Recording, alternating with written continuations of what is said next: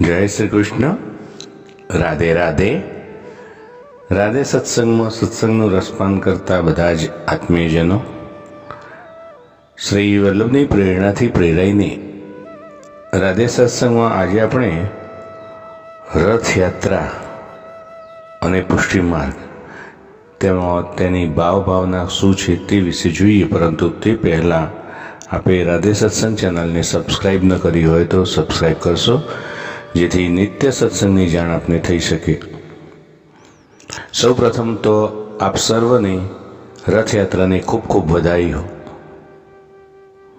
પ્રિયજનો, શ્રી હરિરાયજી મહાપ્રભુજી આ ઉત્સવની લીલા ભાવનાએ સમજાવી છે,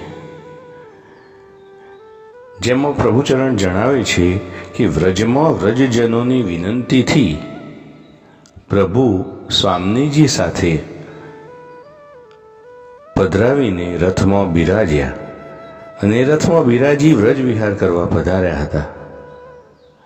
ત્યારે તે વખતે યુગલ સ્વરૂપની વિવિધ સ્વામીઓએ પોતપોતાના નિકુંજોમાં પધરામણી કરાવી અને સુંદર સુંદર સામગ્રીઓ અંગીકાર કરાવી હતી.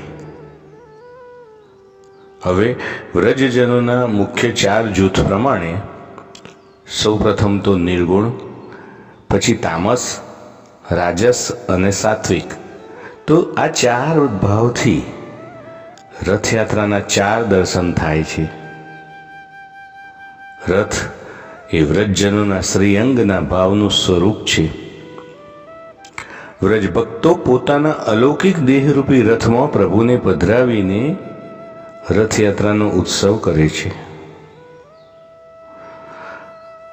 પ્રિયજનો, આપણું શરીર પણ એક રથ છે. 10 ઇન્દ્રિયો એ રથના ઘોડા છે. મન રથનો સારથી છે. તો બુદ્ધિ એ રથ ચલાવવા માટે લગામ છે, આત્મા છે. આત્મા છે તે આ રથનો સવાર છે. તો માનવ દેહરૂપી આ રથ પર સવારી કરીને આ આત્મા સહિત પ્રભુને અર્પણ કરવા નીકળ્યો છે, કે જેને પ્રભુથી વિખૂટા પડે હજારો વર્ષોનો સમય વ્યતીત થઈ ચૂક્યો છે. તો અષાઢી બીજ એટલે શ્રી મહાપ્રભુજીની આસુર વ્યામો લીલા, એટલે કે શ્રી મહાપ્રભુજીનો ભૂતલ ત્યાગ, નિત્ય લીલા પ્રવેશનો દિવસ. તો આ દિવસે શ્રી મહાપ્રભુજીએ ભૂતલ પરથી પધારતા પોતાના પરિવારને અને સેવકોને અંતિમ આજ્ઞા, અંતિમ વચનો ગંગા તટ પર રીતિમાં સ્વહસ્તે લખીને આ દિવસે જ આપ્યા હતા. પ્રિયજનો, પુષ્ટિ માર્ગના આ ભાવ અને રથયાત્રા અને પુષ્ટિ માર્ગની લીલા ના ભાવ સાથે આજના સત્સંગને શ્રી વલ્લભના ચરણોમાં સમર્પિત કરી આપણે વિરામ લઈએ. ફરી મળીશું રાધે સત્સંગમાં નવા સત્સંગ સાથે. જય શ્રી કૃષ્ણ. રાધે રાધે.